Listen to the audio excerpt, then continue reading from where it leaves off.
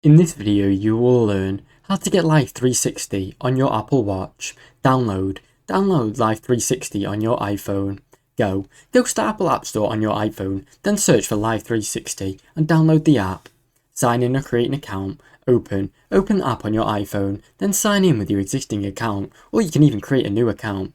Set up and join a circle. Follow the on-screen instructions to set up your account. Then you can join or create a circle with friends or family.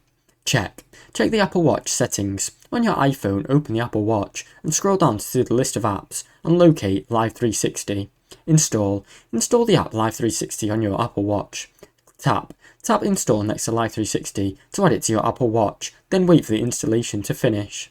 Use Life360 on your Apple Watch. Open Life360 directly from your Apple Watch to view your circle, check locations and stay connected conveniently all on your wrist. Now you know how to get Life360 on your Apple Watch. Thanks for watching. Don't forget to like and subscribe.